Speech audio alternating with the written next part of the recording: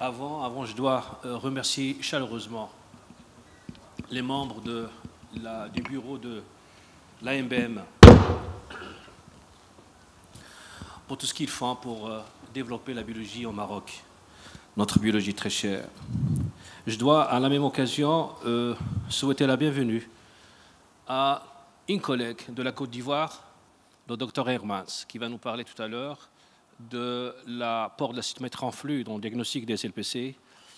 Dr Hermans, c'est les pharmaciens biologistes et experts en cytométrie en flux appliquée à l'hématologie en Côte d'Ivoire. Donc, soyez la bienvenue.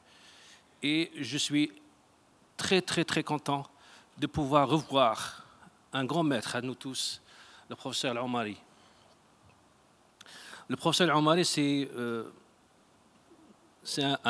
le premier chef de service de l'hématologie biologique à l'hôpital Avicenne à Rabat. Et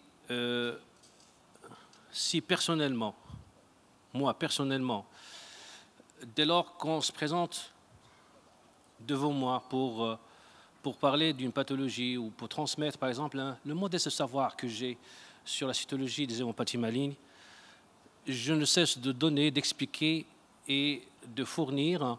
C'est grâce à ce grand monsieur qui m'a marqué par sa gentillesse et par sa disponibilité dès lors que j'étais un jeune interne et je me déplaçais dans son laboratoire quand il me fournissait, quand il me donnait des articles dont le temps était assez rare, les articles en hématologie, pas comme maintenant où les sites web vous donnent ce que vous voulez comme données, comme renseignements, comme articles ou comme papier concernant l'hématologie. Donc, je vous prie de bien vouloir l'applaudir chaleureusement.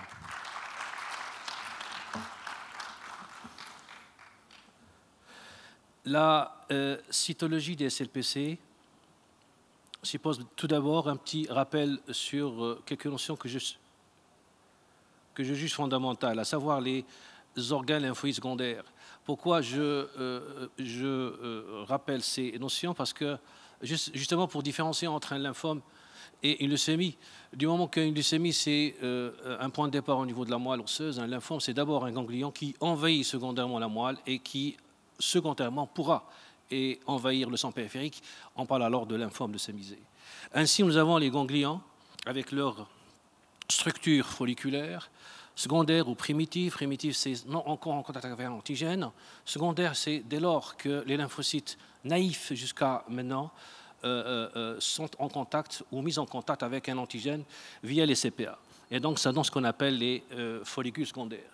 Puis après, nous avons, et ce système de follicules expliquerait les pathologies par la suite. Nous avons le deuxième organe lymphoïde secondaire, nous avons la rate, au spleen en anglais, parce qu'après, tout s'expliquera quand on parle de splénomégalie, quand on parle de lymphome splénique, donc ça veut dire que c'est en rapport avec la rate ou spleen. Et puis, nous avons le tissu lymphoïde associé aux muqueuses, notamment digestives, urinaires ou bronchiques, et de là découle cette notion de lymphome de Malte pour mucosal associated lymphoid tissue. Donc la description du follicule ganglionnaire est intéressante dans le sens où ça permet de comprendre un peu la notion ou la nomination, la nomenclature destinée au lymphome. Ainsi, nous avons la zone marginale des zones folliculaires, des follicules secondaires, nous avons la zone du manteau, et ça suppose bien évidemment les fameuses lymphomes du manteau, lymphome de la zone marginale et lymphome splénique de la pulpe rouge de la rate par exemple. Donc c'est des lymphomes qui sont en rapport avec une prolifération allergique incontrôlée au niveau de ces zones déjà décrites au niveau du follicule secondaire. Alors les syndromes lymphoprolifératifs chroniques sont des groupes hétérogènes d'hémopathies malignes. Chronique, c'est contrairement à aigu. Tout ce qui est chronique, ça tue lentement. C'est ce qu'on a eu comme description quand on était encore jeune. Tout ce qui est aigu, ça tue rapidement. Quoique maintenant, beaucoup de choses ont évolué. les lymphomes B sont beaucoup plus fréquentes que les lymphomes T, quoique les lymphocytes T sont beaucoup plus importants du point de vue pourcentage au niveau du sang périphérique que les lymphomes B. Cela s'expliquerait peut-être, j'expliquerai la cause peut-être tout à l'heure. Alors, il faut savoir que le diagnostic de ces lymphomes a amplement évolué par l'évolution de techniques de diagnostic, de moyens de diagnostic. Outre la cytologie que je vais détailler avec vous, il y a la symétrie en flux, et puis la biologie moléculaire et la cytogénétique.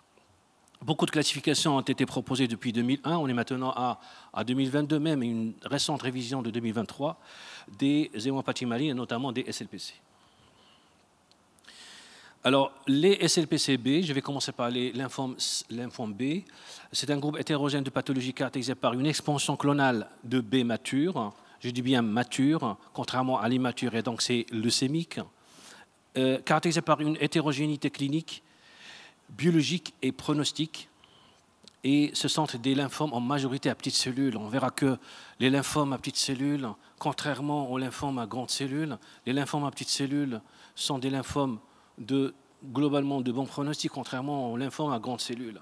Et comme leur nom l'indique, les lymphomes à petites cellules sont caractérisés par des petites cellules et les lymphomes à grandes cellules sont caractérisés par des lymphocytes à grandes cellules. Carrément, ils ont l'architecture d'un lymphoblaste.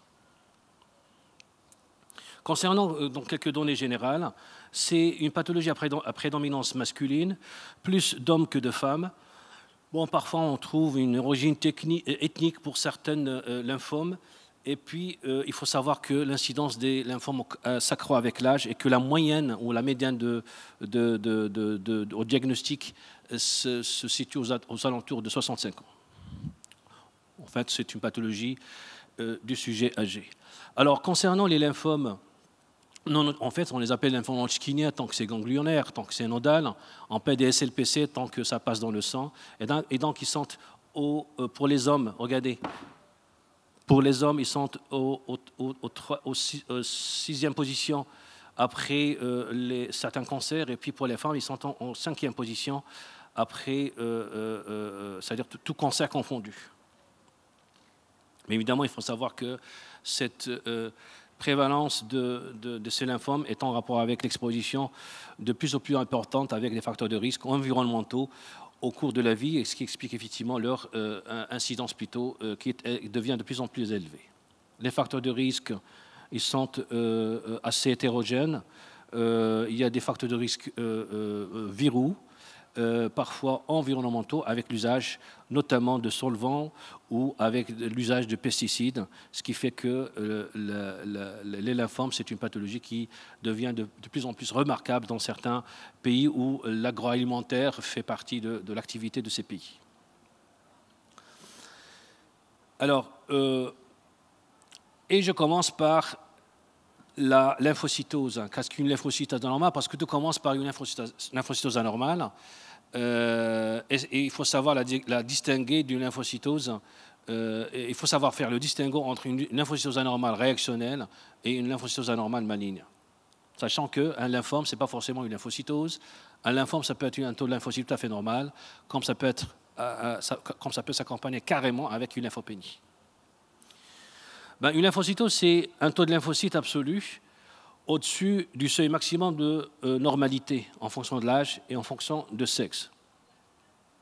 Mais évidemment, une lymphocytose suppose toujours, je dis bien toujours, la réalisation d'un frottis de sang pour examiner la morphologie, ou si c'est ce que je qualifie de sémiologie cellulaire. Si nos collègues cliniciens ont cette sémiologie clinique, nous, biologistes et hématologues, nous avons notre propre sémiologie cellulaire, à travers laquelle on oriente les collègues vers telle ou telle pathologie lymphomateuse. Bon, une étude qui a été effectuée à Caen, à la Basse-Normandie, justement pour vous montrer un peu que le taux de lymphocyte est assez variable selon l'âge et selon le sexe, mais sans pour autant dépasser, comme vous pouvez le remarquer, 4 gigas par litre pour un sujet déjà à 69 ans, pour l'homme, et pour la femme, sans pourtant dépasser 3,9 gigas par litre. Donc, ce qui est reconnu, c'est que chez l'adulte, le taux de lympho est compris en 2000 à 4000, 2 à 4 gigas par litre, c'est-à-dire 2000 à 4000 cellules lymphoïdes par millimètre cube. Il faut savoir que, bien évidemment, ça vous savez très bien comme moi, que le taux de lymphocytes est très variable depuis la naissance jusqu'à l'âge pubertaire. Et il faut bien évidemment savoir interpréter les hémogrammes et le taux de lymphocytes en fonction de l'âge de l'individu. Ainsi, une lymphocytose à 15 000 chez un enfant de 5 ans, de 6 ans, et vous pouvez déjà juger que c'est tout à fait normal, entre guillemets, ou sans particularité, c'est réactionnel, alors qu'une lymphocytose à 15 000 chez un adulte, il faut suspecter la malignité. Ainsi, on commence par le normal pour pouvoir dénicher le pathologique. Un lymphocyte normal, ça peut être un petit lymphocyte, un lymphocyte à LGL, un grand lymphocyte à grains, comme un lymphoplasmocyte ou un lymphocyte stimulé ou activé. Tout à l'heure, un de mes collègues a demandé à Madame Sandrine qu'est-ce que ça veut dire lymphocyte activé. Un lymphocyte qui s'active, qui est déjà, dès lors qu'il sera en contact avec un antigène, soit directement, soit via un CPA, il s'active. Et pour s'activer, il peut avoir différentes formes morphologiques. Je ne parle pas de forme ou de modification structurale et antigénique, mais morphologique, on peut avoir n'importe quelle forme, c'est ce qu'on va voir tout à l'heure. Là, vous avez un LGL, ou large granular lymphocyte. Alors, un GL, ça peut être soit un T, soit un NK. Sachant que les sous-populations lymphocytaires sont au nombre de 3. Nous avons les lymphocytes B, les lymphocytes T, qui sont les plus fréquents, à peu près 70% des lymphocytes, et les NK, qui sont assez rares, ça va être entre 2 à 3% des lymphocytes. Maintenant, qu'est-ce qu'un lymphocyte anormal? Nous avons maintenant une lymphocytose. Qu'est-ce qu'un lymphocyte anormal? S'agit-il d'un lymphocyte activé? S'agit-il d'un lymphocyte atypique? S'agit-il d'un lymphocyte stimulé ou d'un variant de lymphocyte? Vous voyez donc tous les termes sont plus ou moins synonymes dès lors qu'on se trouve devant quelque chose qui n'est pas habituel. Ce qui est habituel, on le connaît. Ce qui est habituel, on peut le qualifier de stimulé, d'activé, d'atypique ou de variant. Alors pour harmoniser les pratiques, un groupe d'études multinational, en fait.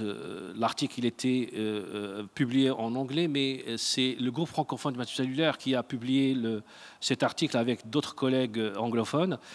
Il a réservé le mot atypique au lymphocyte quand on parle d'un lymphocyte anormal, d'un lymphocyte non habituel. On préfère plutôt dire lymphocyte atypique. Et le mot dysplasique, il est destiné à tout ce qui est myéloïde. Tout ce qui est lymphoïde, on parle plutôt d'atypique, lymphoatypique ou lymphocytose atypique. Par exemple, vous avez une lymphocytose avec un frottis, vous allez trouver des lymphocytes qui ne sont pas habituels, on dit lymphoatypique. Le mot dysplasique, il est réservé à tout ce qui est myéloïde. Le diagnostic, bien évidemment, quoi qu'on essaie de l'éviter ou quoi qu'on essaie de le faire croire aux praticiens que la cytologie est dépassée, je ne pense pas que c'est le cas. Elle ne sera jamais dépassée, quelle que soit l'hémopathie en question. Donc, nous avons l'hémogramme, nous avons la cytologie d'abord, et puis après viendra tout ce qui est immunophénotypage, tout ce qui est biologie moléculaire et cytogénétique. Voire, bien évidemment, dans certaines situations, la combinaison avec tous ces tests, avec l'analyse histologique des ganglions. Donc, pour l'hémogramme, vous voyez, donc les lymphocytes sont fournis à travers un hémogramme. Un hémogramme suppose un prélèvement se fait sur EDTA, et l'analyse fournira ce qu'on appelle un différentiel leucocytaire. Et dès lors que vous avez une hyperlymphocytose, donc il faut faire, c'est l'une des indications, surtout quand il s'agit d'un premier hémogramme, il faut bien évidemment demander le frottis sanguin. Alors tout ce qui est biologie moléculaire, cytogénétique, en fait, c'était juste pour vous dire que ça peut avoir un impact diagnostique, mais surtout pronostic des lymphomes.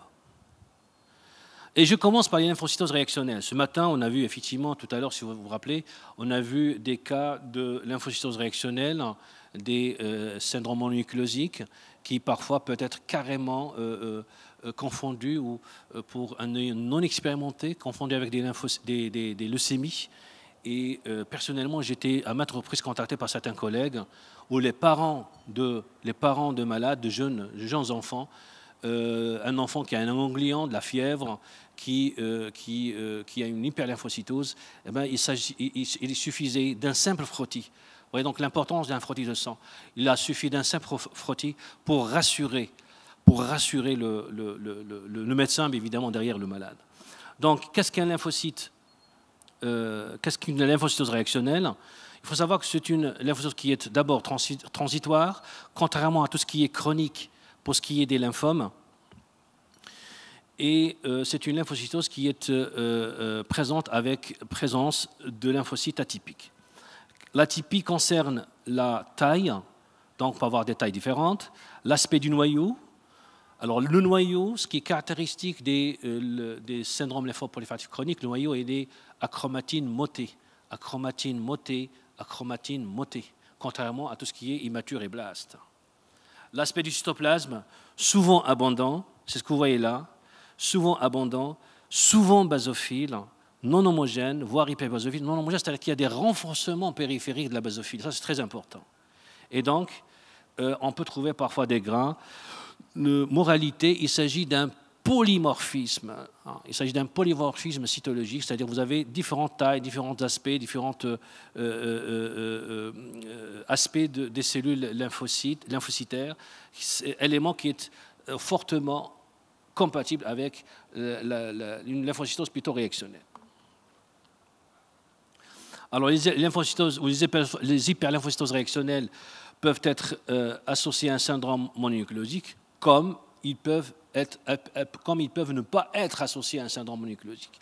Alors, associés à un syndrome mononucléosique, parce qu'entre nous, c'est-à-dire, vous savez très bien comme moi, le diagnostic d'un syndrome mononucléosique, c'est un diagnostic biologique. En fait, c'est une description de cellules que vous allez voir sur le frottis de sang. C'est la présence de cellules hyperbasophiles de grande taille qui sont secondaires soit à des viroses, soit notamment à des viroses, mais ils peuvent être en rapport avec certains parasites ou certaines bactéries.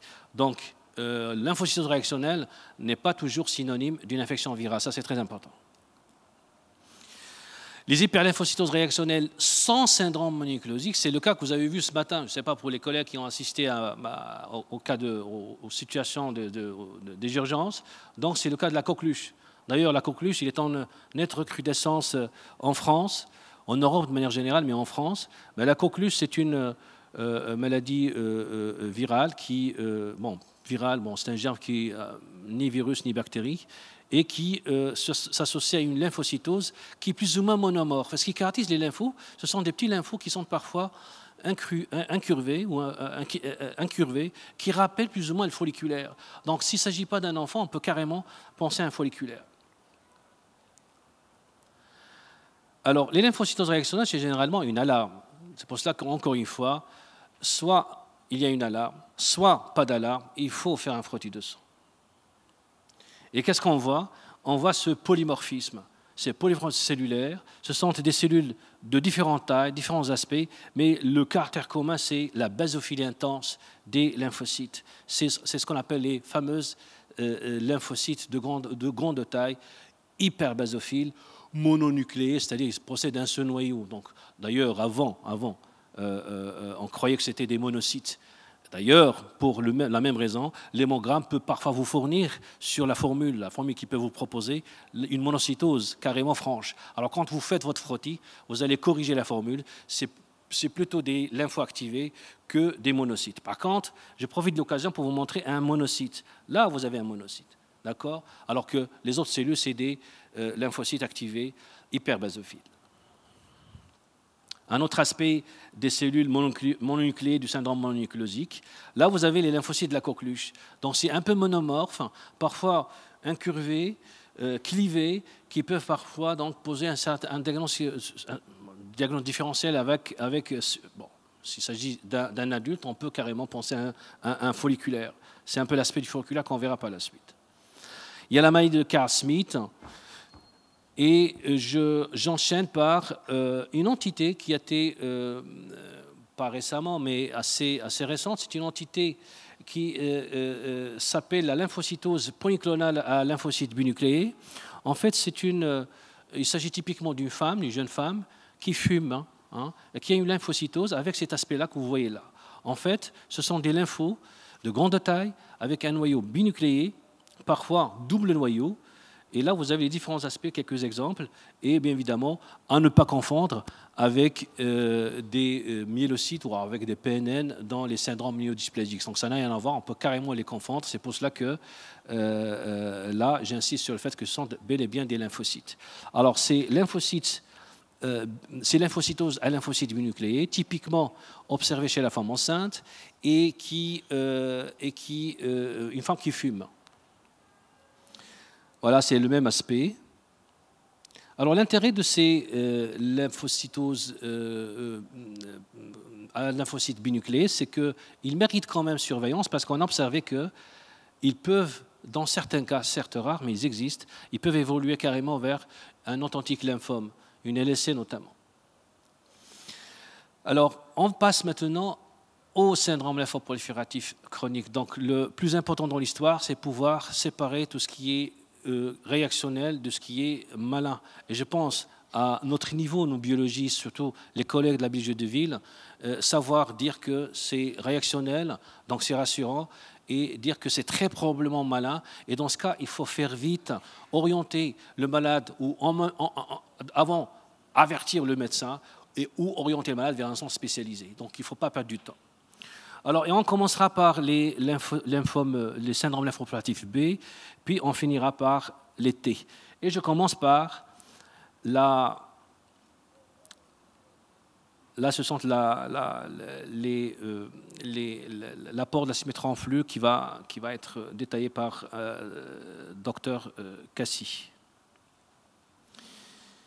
Alors, les lymphomes à cellules B matures sont des lymphomes malins qui peuvent diffuser dans le sang et on parle alors de lymphome leucémisé. Je commence par le leucémie lymphoïde chronique, elle est typique. La leucémie lymphoïde chronique est une pathologie, du point de vue fréquence, c'est le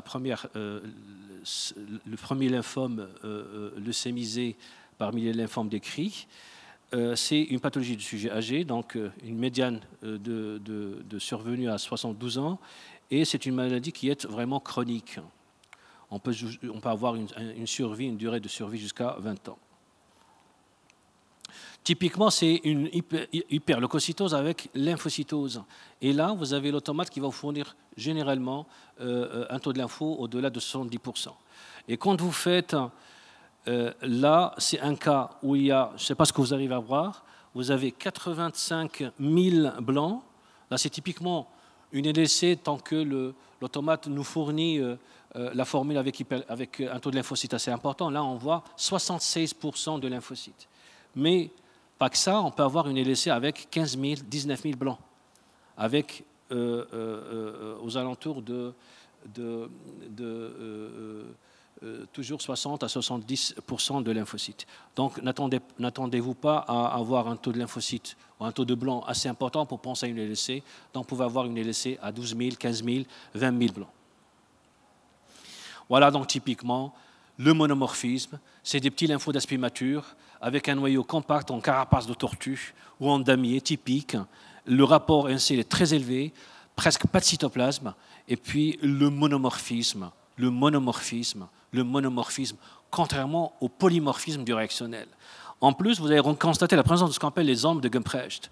C'est quoi en fait les ombres de Gumprecht? Ce sont des lymphocytes qui s'éclatent lors de la confection du frottis. Une remarque à vous faire, quand vous faites votre lame, vous voulez faire le calcul, comptez aussi les ombres de Gumprecht parce que ne sont autres que les lymphocytes qui sont éclatés. D'accord? Voilà donc typiquement les lymphocytes d'une LSC. Parfois, voilà les ombres de Gumprecht. D'accord? Bon, avant, on pensait que plus on a d'ombres de Gumprecht, plus le bon pronostic est bon, moins ils sont nombreux, moins le pronostic est bon, ouais, mais cette théorie a été revue, si vous voulez. Donc, ce sont des lymphomes avec des marqueurs CD5, CD23 positifs. Cassie va en parler tout à l'heure. Et puis, il faut savoir qu'il y a des marqueurs cytogénétiques pronostiques, notamment concernant le chromosome 17 et le chromosome 11. La LSC peut être en plus de ce caractère typique qui peut être sur le plan morphologique atypique. On peut avoir des atypies, notamment sur le plan forme, taille, aspect de la cellule. On peut avoir pas mal de prolymphocytes. D'ailleurs, il ne faut pas que ça dépasse les 10%, parce qu'au-delà de 10% et inférieur à 50%, on parle de mixte, une forme mixte. Bon, on parlait de cette LLC mixte, c'est-à-dire LLC-PLL. Et au-delà de 50% de prolymphocytes, on parle carrément de leucémie à prolymphocytes. Donc, on peut avoir dans les atypies la présence, comme vous pouvez le remarquer là, de prolymphocytes. Les prolymphocytes sont très, très caractéristiques et faciles à identifier. Toujours le noyau à chromatine compacte, et puis ils possèdent un nucléole proéminent unique. Unique, je dis bien unique. C'est juste pour vous dire que, chers amis, les lymphocytes, ils peuvent être nucléolés. Parce qu'avant, on croyait que le nucléole, c'était synonyme de blast. Non, les lymphocytes, ils peuvent être nucléolés. D'accord? Donc, les LLC atypiques concernent aussi parfois, donc en plus de la présence de prolymphocytes, on peut avoir donc des lymphocytes avec des noyaux irréguliers, parfois encochés, parfois carrément des lymphoplasmocytes. D'autres aspects cytologiques de la LLC atypique. Et là, nous avons ce qu'on appelle le pléomorphisme. Effectivement, j'ai galéré à un moment donné pour faire la différence entre polymorphisme et pléomorphisme. Et souvent, quand je posais les questions à des collègues, bon, la réponse était toujours floue. Je ne vais pas faire l'exception. Donc, polymorphisme, en fait, c'est quand ça intéresse les cellules dans leur globalité. Et le mot pléomorphisme, quand les anomalies n'intéressent que les noyaux, parfois le cytoplasme. Donc nous avons l'architecture globale de la cellule, elle est constante. Par contre, tout ce qui concerne le noyau, comme les cytoplasmes, peuvent être modifiés, et ça définit ce qu'on appelle le pléomorphisme. On peut avoir des lymphocytes vacuolisés. Là, vous avez carrément une autre hétérogénéité. Regardez ces atypies qui intéressent les noyaux, qui sont carrément des noyaux irréguliers, parfois encochés. Parfois, on a carrément l'aspect de lymphoplasmocytes, que vous voyez là. Et là, vous avez l'aspect de cellules mononucléées qu'on a l'habitude de voir. Mais entre la mononucléose infectieuse et la LLC atypique, il y a quand même un certain monomorphisme dans la LLC, alors que le syndrome mononucléosique, il est typiquement polymorphe.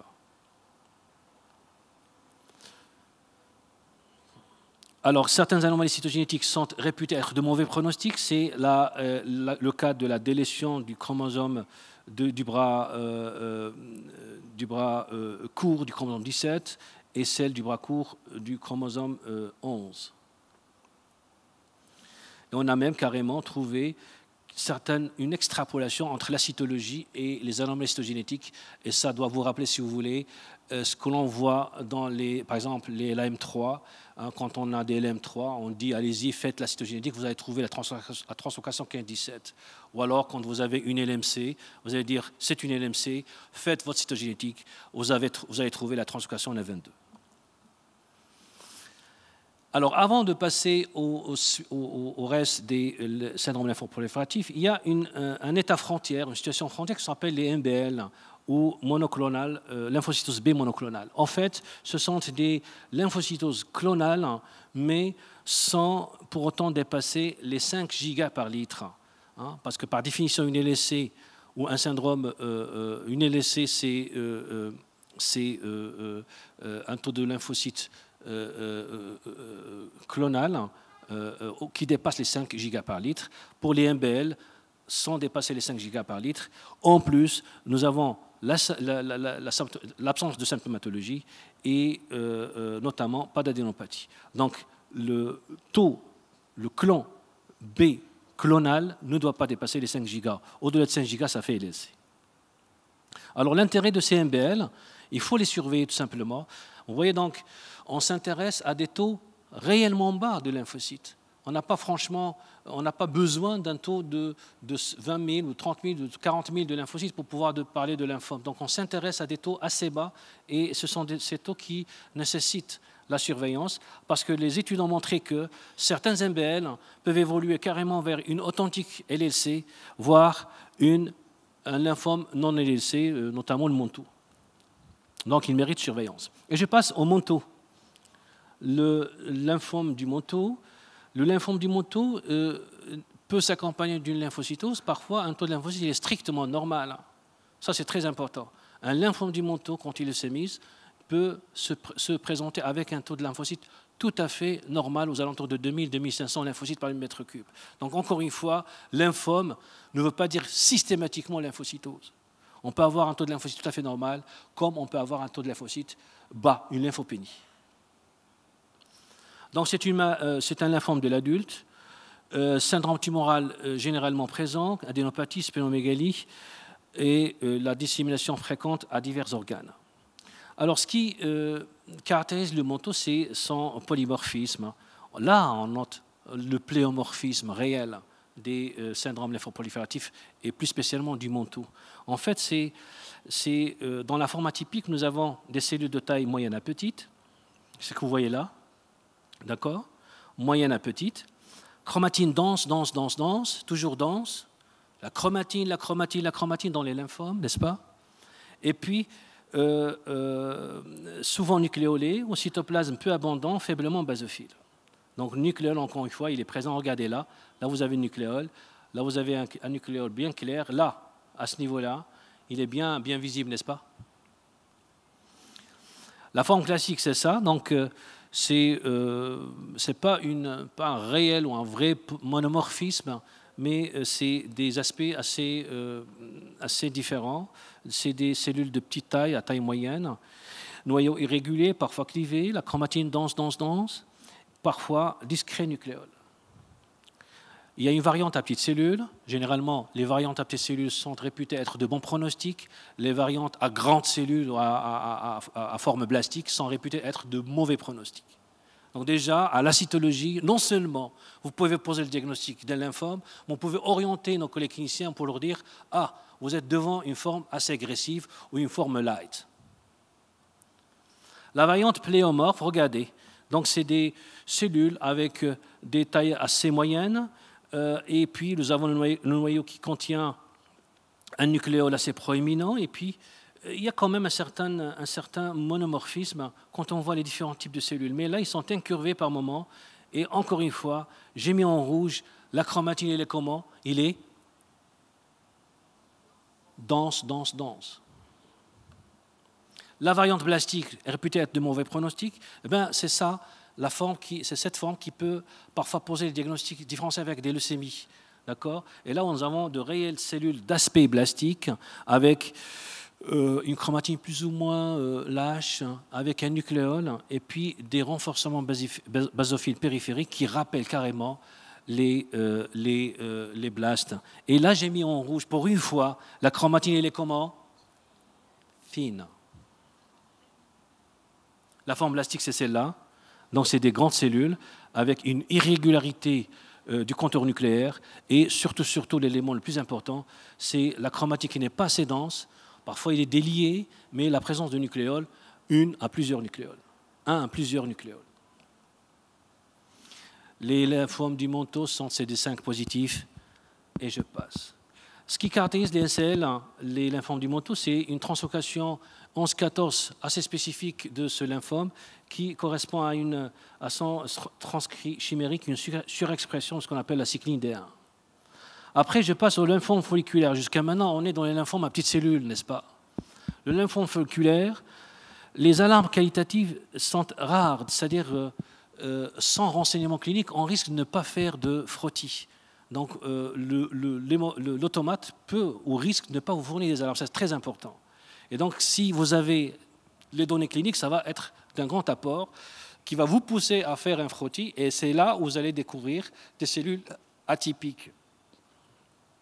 Et sont donc des lymphomes de l'adulte, encore une fois, avec des adénopathies sur le plan clinique et qui se caractérisent par une évolution assez indolente et lente. La lymphocytose est franche, généralement au-delà de 4000, 4 J par litre, mais il faut savoir que parfois, le taux de lymphocyte est normal et la lymphocytose est généralement modérée, pas comme c'est le cas de la LSC. Alors, ce qui caractérise les lymphocytes, des lymphomes folliculaires, c'est cet aspect en grain de café. Vous allez là, vous avez ces encoches, d'accord? L'aspect en grain de café, donc ce sont des encoches, c'est des petites incisures assez profondes qui parfois, on a l'impression qu'ils coupent le noyau en deux et qui donnent l'aspect en grain de café, d'accord? Encore une fois, la chromatine, il est comment? Il est dense, dense, dense. Donc la densité de la chromatine nucléaire est un élément discriminant majeur pour pouvoir distinguer entre tout ce qui est lymphome des leucémies.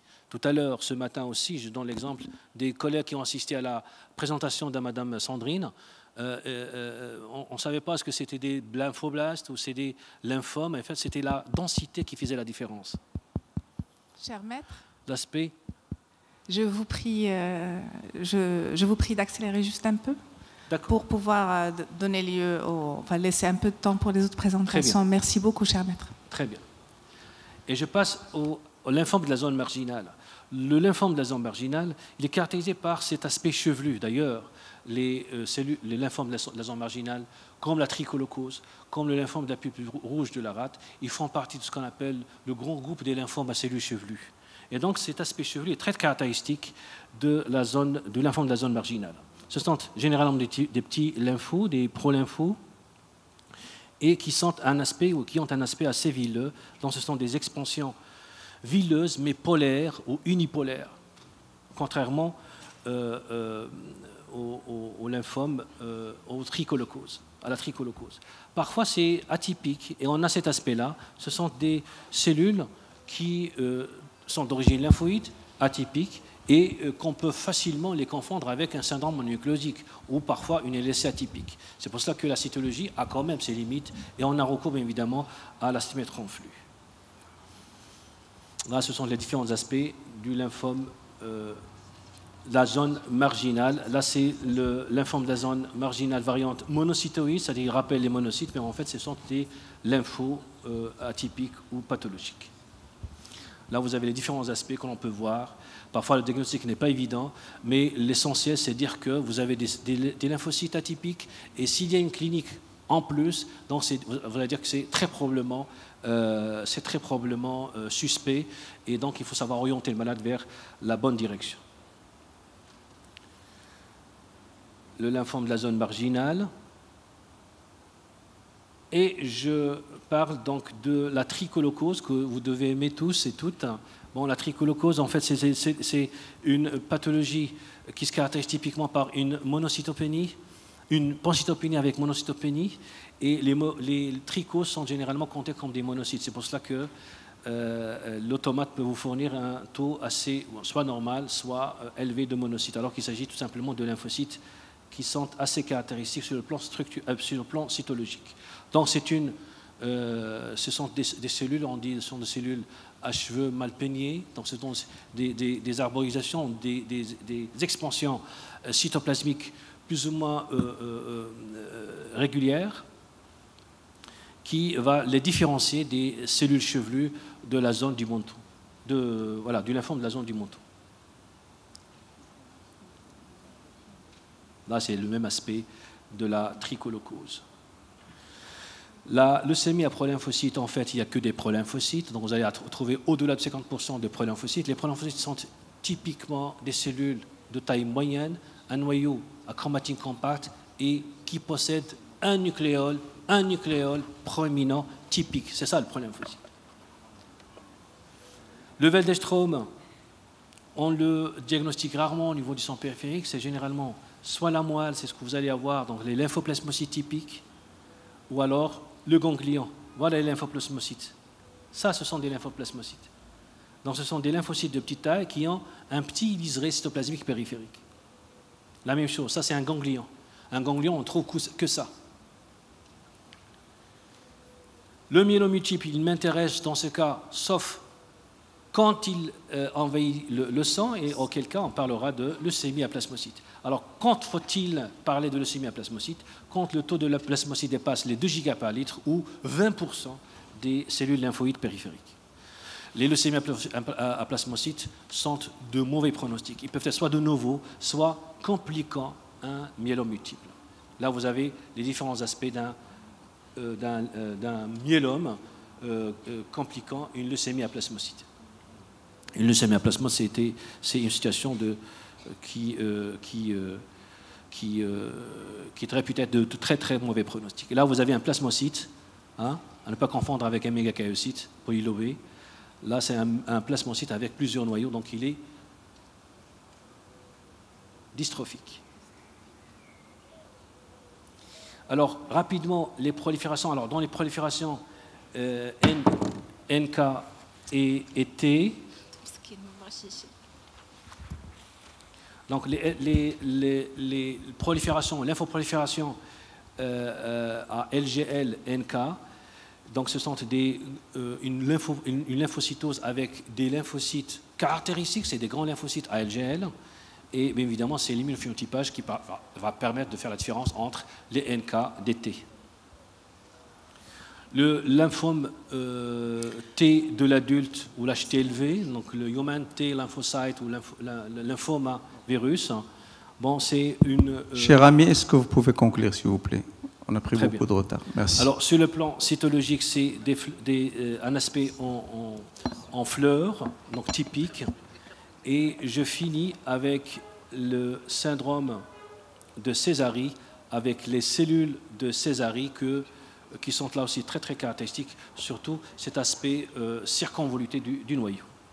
Bon, pour finir, chers collègues et amis, une lymphocytose, ce n'est pas forcément malin, ça peut être réactionnel, d'où l'intérêt de savoir faire la différence entre tout ce qui est réactionnel pour pouvoir faire gagner le temps et aux malades et aux cliniciens. Et quand c'est malin, là aussi, il faut savoir orienter vers le bon endroit les malades et pour leur faire gagner du temps. Merci pour votre attention et je reste à l'écoute en cas de questions.